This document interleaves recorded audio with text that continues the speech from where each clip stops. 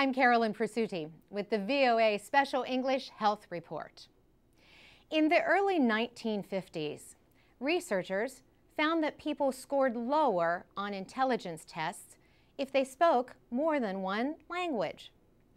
Research in the 1960s found the opposite. So, which is it? Researchers presented their newest studies in February at a meeting of the American Association for the Advancement of Science. The latest evidence shows that being bilingual does not necessarily make people smarter. But researcher Ellen Biastock says it probably does make you better at certain skills. She says, imagine driving down the highway. There are many things that could capture your attention, and you really need to be able to monitor all of them. Why would bilingualism make you any better at that? And the answer, she says, is that bilingual people are often better at controlling their attention, a function called the executive control system.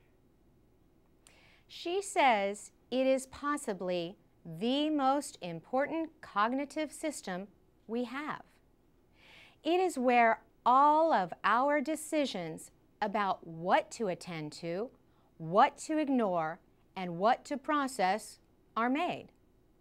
Ms. Bialystock is a psychology professor at York University in Toronto, Canada. She says the best method to measure the executive control system is called the Stroop test. A person is shown words in different colors. The person has to ignore the word but say the color.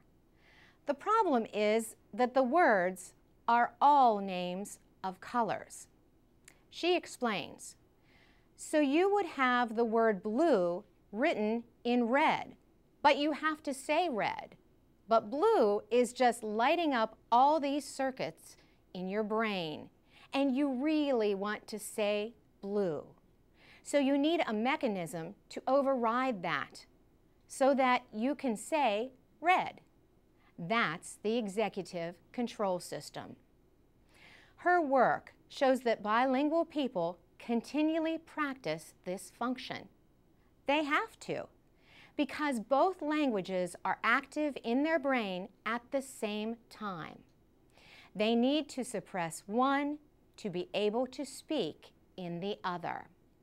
This mental exercise might help in other ways too. Researchers say bilingual children are better able to separate a word from its meaning and more likely to have friends from different cultures.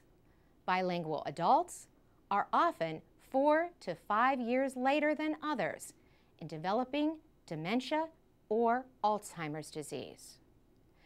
Foreign language study has increased in the United States, but linguist Allison Mackey at Georgetown University in Washington, D.C.